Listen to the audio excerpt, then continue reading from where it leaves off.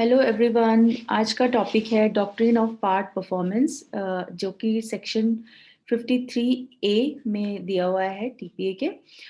तो doctrine of part performance को समझने से पहले एक एग्जांपल ले लेते हैं। सपोज ए और बी के बीच में किसी लैंड की सेल को लेकर कॉन्ट्रैक्ट होता है, और जिसमें कि बी को 1 लाख रुपीस ए को देने होते हैं।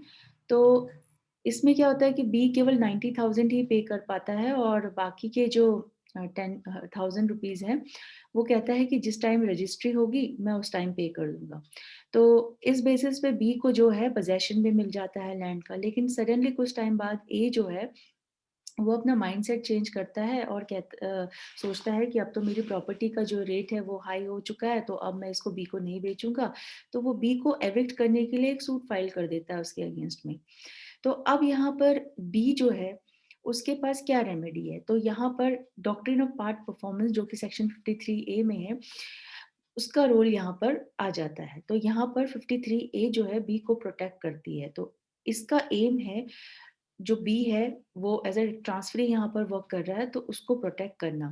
तो ये basically English law of equity से हमने ड्राइव किया है। और 1929 में इसका अमेंडमेंट जब हुआ, ट्रांसफर ऑफ प्रॉपर्टी एक्ट में जब अमेंडमेंट हुआ, तब ये सेक्शन 53A इसमें जोड़ा गया। तो आइए देख लेते हैं इसमें जो एसेंशियल्स हैं।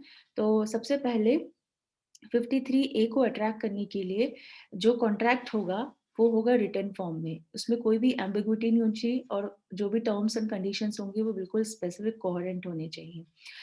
दूसरा, जो भी कॉन्ट्रैक्ट होगा पार्टीज के बीच में वो वैलिड होना चाहिए, एनफोर्सेबल बाय लॉ होना चाहिए।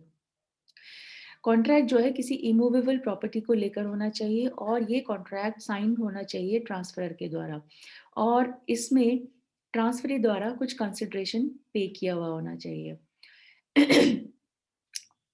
और इसकी जो नेक्स्ट कंडीशन वो ये है कि ट्रांसफरी द्वारा इसमें पोजेशन भी लिया हुआ होना चाहिए, और अगर वो ऑलरेडी पोजेशन में है तो उसके द्वारा कुछ उस लैंड पे या हाउस में ऐसा कुछ कार्य किया हुआ होना चाहिए जो इन फर्दरेंस ऑफ द कॉन्ट्रैक्ट हो। और जो लास्ट इसमें जो कंडीशन वो ये है कि ट्रांसफरी जो है अपना बाकी का कॉन्ट्रैक्ट पार्ट पूरा करने के लिए भी तैयार हो। He is willing to perform is part of contract. जब ये सारी कंडीशंस हमारे पास फुलफिल होंगी, उसके बाद ही सेक्शन 53A का डिफेंस लिया जा सकता है।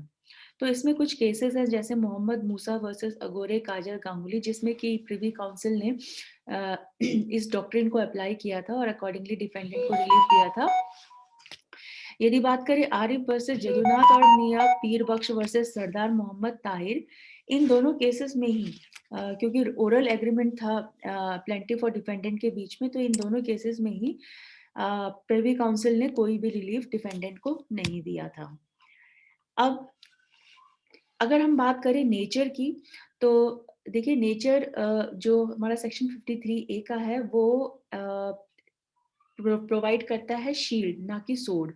मतलब ट्रांसफरी जो है अपने आप को इस सेक्शन के द्वारा प्रोटेक्ट कर सकता है डिसपोजेशन होने की स्थिति में, लेकिन वो अपना टाइटल इसके जरिए क्रिएट नहीं करवा सकता। वो लॉ कोर्ट में तो ये कह सकता है कि मैं जिस लैंड के या जिस हाउस के पोजेशन में हूँ उस पर मैंने काफ़ी कुछ काम कर लिया है। उसमें सपोज अगर वो हाउस है तो मैंने उसमें जो है पेंटिंग कर दी, या कोई कुछ चीज़ें फिक्स करवा ली हैं, या अगर कोई लैंड है तो मैंने उसमें फेंसिंग करवा ली है।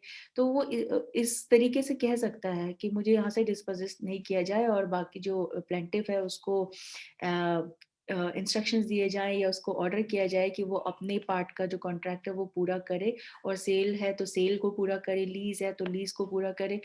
लेकिन वो ये नहीं कह सकता कि मेरे जो ये प्रॉपर्टी है जिस पे मैं अभी रह रहा हूँ वो मेरे नाम पे कर दिया जाए।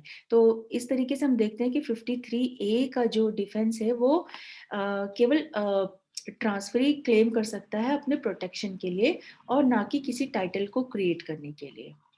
अब इसमें 53A में ही जो एक इसका पैराग्राफ है जो कि प्रोविजो भी है और इसको हम एक्सेप्शन भी कह सकते हैं।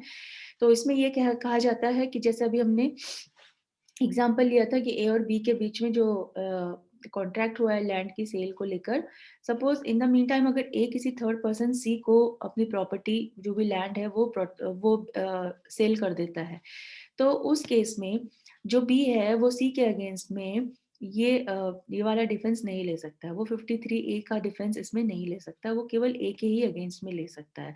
तो इसका मतलब ये है कि जो सब्सिक्वेंट ट्रांसफर है, यहाँ पर सी जो है वो सब्सिक्वेंट ट्रांसफर है, तो ये पूरी तरह से प्रोटेक्टेड है। बस कंडीशन ये ही है कि उसको प्रायर नोटिस नहीं होना चाहिए, किसी भी जो भी कॉन्ट्रैक्ट ए और बी के बीच में हुआ है उसका प्रायर नोटिस नहीं होना चाहिए, या उसको ये नहीं पता हुआ होना चाहिए कि बी ने उस पर कुछ ऑलरेडी काम किया हुआ है, बी उसमें रह के कुछ काम करवा चुका है। तो इस तरीके का जो नोटिस है वो सी की नॉलेज में यानी सब्सिक्वेंट ट्रांसफर के नॉलेज में नहीं होना चाहिए। तो ये हमारा सेक्शन 53A है। Thank you.